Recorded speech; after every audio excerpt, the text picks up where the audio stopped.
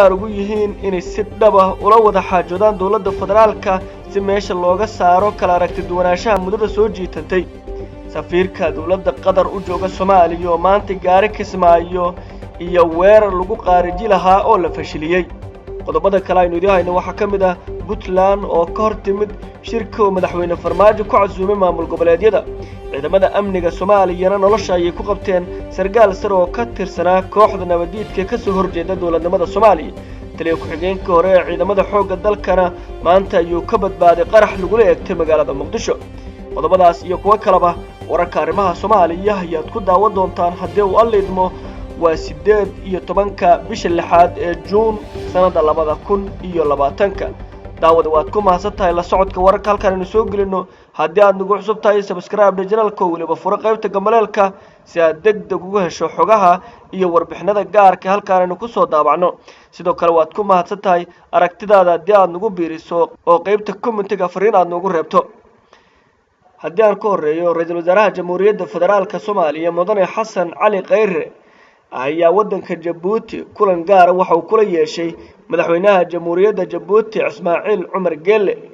ra'iisul wasaaraha ayaa madaxweynaha Djibouti uga mahadceliyay goosha uu fidiyay dawladda federaalka Soomaaliya iyo Somaliland iyo dadaalka dheeraadka ah oo ku bixiyay wada hadalkii guusha ku soo dhamaaday.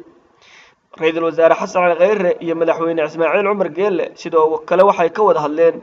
xoojinta xiriirka iyo iskaashiga dhinacyada amniga, dhaqaalaha iyo istiraatiijiyadda labada dal ee walaalaha ah. madaxweyne Geelle ayaa ra'iisul wasaaraha u sheegay sida uu markasta diyaarka ugu yahay inuu garab istaago dhismaha dawladnimada Soomaaliya iyo isku keenida dhinacyada federaalka iyo Somaliland. dawladda Djibouti ayaa dadaal dheeraad ah ku bixisay dawlad dhisidda Soomaaliya waxaana sidoo kale xoog ay saartay in qodobo la isku raacsan yahay ka soo baxaan shirkii dhawaan ku soo gabagaboobay magaalada Djibouti ee xarunta wadankaasi. geesta kale madaxweynaha Somaliland Muuse Biixi Cabdi oo maanta dib ugu laabtay magaalada Hargeysa ee xarunta Somaliland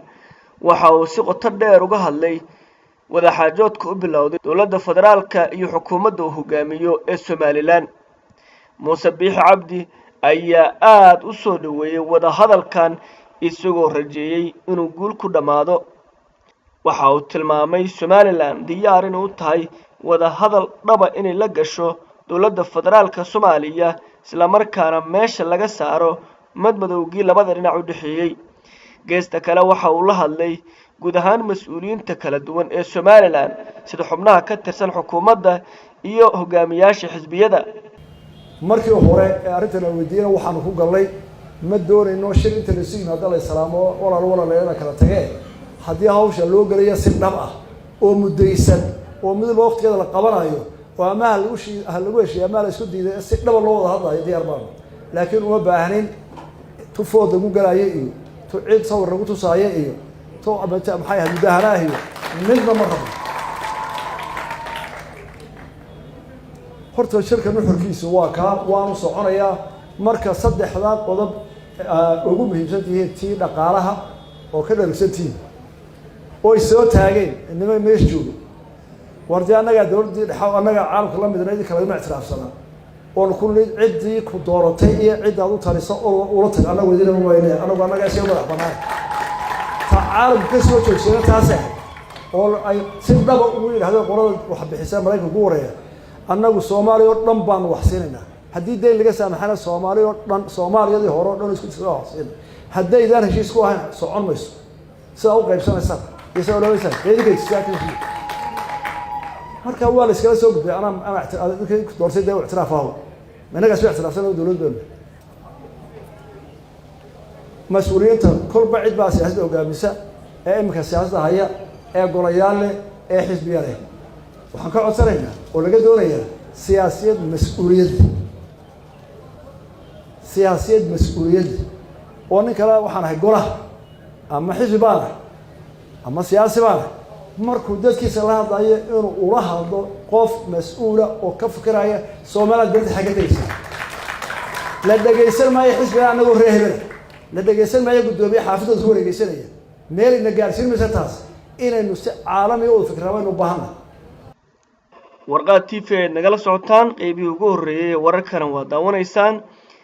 safiirka dowladda qatar u jooga Soomaaliya ayaa maanta waxa uu gaaray magaalada Kismaayo ee gobolka Jubbada Hoose iyadoo halkaas ay ku soo dhaweeyeen mas'uuliin sare oo ka tirsan maamulkaas. safiirka ayaa la tilmaamayaa sidoo kale inuu ka badbaaday isku day weerar la doonayay in lagu qaarijiyo. xasan xamza asad oo ah safiirka dowladda qatar u jooga Soomaaliya iyo mas'uuliin la socotay oo ka tirsan safaaradiisa ayaa gaaray magaalada Kismaayo ee gobolka Jubbada Hoose waxaana garoonka diyaaradaha ku soo dhaweeyay madaxweyne ku-xigeenka maamulkaasi Maxamuud Sheed Aadan iyo mas'uuliin kale. wararku waxay sheegayaan safiirku inuu Kismaayo tagay wada hadal inuu la yeesho mas'uuliyiinta Jubbaland isla markaana uu ka dhaadhiciyo madaxweyne Axmed Madoobe inuu aqbalo hadalkii dhawaan ka soo yeeray dowladda federaalka Soomaaliya ee ku aadanaa muddo 2 sano Jubbaland inuu hogaamiyo. sidoo kale waxa la sheegay safiirku Kismaayo inuu tagay ka qaybgalka mashaariic xarga laga jarayo oo dowladda qatar ay taabagelisay. warar aynu ka helnay Jubbaland waxa ay tilmaamayaan in la fashiliyay weerar lagu qaadi lahaa safiirkii mas'uuliin la socotay. hay'adda nabad sugidda sirdoonka Jubbaland ayaa maanta oo Khamiis waxa ay sheegtay in laga hortagay weerar qorsheysan oo la doonayay in lagu qaado safiirka Turkiga. qoraal ka soo baxay hay'adda NISA ayaa looga hadlay falkan kooxda argagixisada ee damacsanaayeen. qoraalka waxa lagu yiri ciidamada hay'adda nabad sugidda sirdoonka Jubbaland ayaa fashiliyay isku day la doonayay weerar qorsheysan oo lagu qaado wafdi ka socday dowladda qatar. waxa la raaciyay intaas xoogaga cadowgu waxay soo maleegeen weerar qaraxyo ah iyo bambooyin waxaana ciidamada amnigu xogtan markay heleen kadib ay qaadeen howlgallo qorsheysan oo ka dhacay duleedka Kismaayo. qaraxyadan waxa la doonayay Kismaayo in la soo geliyo iyadoo ujeedka looga shakiyay weerar lagu qaado safiirka qatar. inkastoo laamaha amniga Jubbaland aysan bixin xog intaas dheeraada haddana waxa la sheegay qorshahan laamaha amnigu markay heleen kadib inay howlgal sameeyeen kuna guuleysteen inay fashiliyaan. marka laga soo tago sheegashada maamulka Jubbaland ee ku aadan in weerar qorsheysan ay fashiliyeen ma jiro wax faahfaahin intaas dheer oo soo baxay iyo si faahfaahsan oo sidoo kale madaxda sare ee Jubbaland arrintan ay uga hadleen.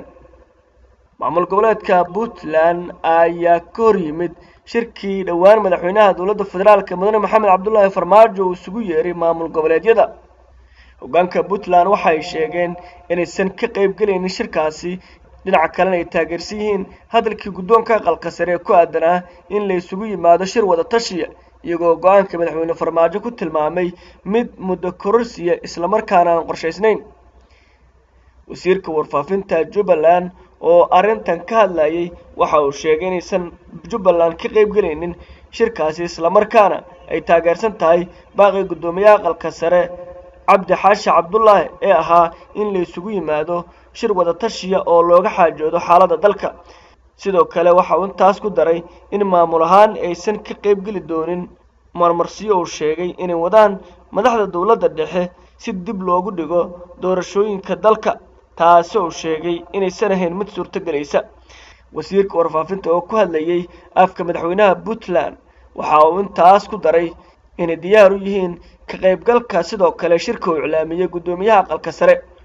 Puntland oo haatan khilaaf siyaasadeed oo kala dhexeeya filla Soomaaliya ayaa noqonaysa maamulkii ugu horeeyay ee ka hor yimaada casuumaadda uu madaxweyne Farmaajo u fidiyay maamul goboleedyada.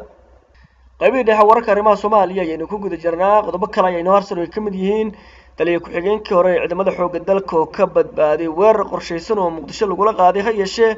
ciidamada amniga Soomaaliya ayaa maanta nolosha ku qabtay sargaal sare oo ka tirsanaa kooxda nabadiidka. afhayeenka ciidamada booliska Soomaaliya oo shir jiraayad ku qabtay magaalada Muqdisho ayaa waxa uu ka warbixiyay howlgalladii ugu dambeeyay ciidamada amnigu ay sameeyeen. waxa uu sheegay in habeen ka hor ciidamada ammaanku howlgallo qorsheysan oo ay sameeyeen ay ku soo qabteen sargaal sare oo ka tirsanaa kooxaha nabadiidka magaciisana uu ku sheegay Xasan Cabdullaahi Salaad kaas oo ka qayb qaatay howlgallo dhowr oo laga fuliyay magaalada Muqdisho. sidoo kale waxa uu tilmaamay inuu ka soo dagaalamay ama uu hogaamiyo ahaa jabhad weeraro dhowr ka fuliyay gobolka Hiiraan. afyeenka ayaa intaas ku daray ninkan oo ka howlanaa falal amni darro ciidamadu inay gacanta ku soo dhigeen kadib xog ay ka heleen bulshada degmada Dharkeelney oo laga soo qabtay sidoo kale waxa uu tilmaamay inay dilal qorshaysan oo dhowra gudaha degmadaasi ay ka fuliyeen isaga iyo koox la shaqeynaysa oo iyana nolosha lagu qabtay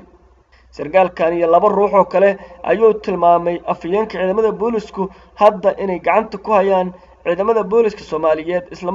isla markaana baaritaano dheeraad ah ay ku socdaan ciidamada amniga Soomaaliya ayaa kordhiyay howlgallada inta badan ay ka fuliyaan magaalada Muqdisho waxaana xilliyeedii dambe la soo qabtay dhowr dhagar qabe oo falal amni darro ka geystay caasimadda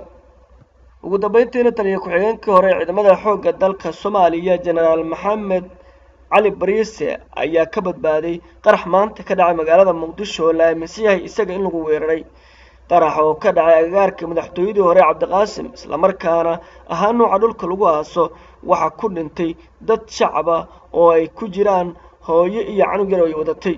inta la xaqiijiyay 4 ruux ayaa ku geeriyootay 3 kalena way ku dhaawacmeen qaraxan oo haleelay mooto dad shacab ay saarnaayeen sida goobjoogayaal ay xaqiijiyeen daqiiqad ka hor halka qarax uu ka dhacay waxa maray taliye ku-xigeenkii hore ciidamada xoogga dalka Soomaaliyeed kaas oo saarnaa sida la sheegay gaari ah nooca aysan xabadi karin ma jirto cid sheegatay qaraxan dadka shacabka ay ku waxyeeloobeen waxaana xusid mudan weerarada noocaana inta badan kooxda shabaab ay fuliyaan guud ahaan daawadayaal waan intaas wararka arrimaha Soomaaliya warqad TV aad kala socoteen intaynu ku kulmayna warkan warka xiga haduu alla idmo nabadgelyo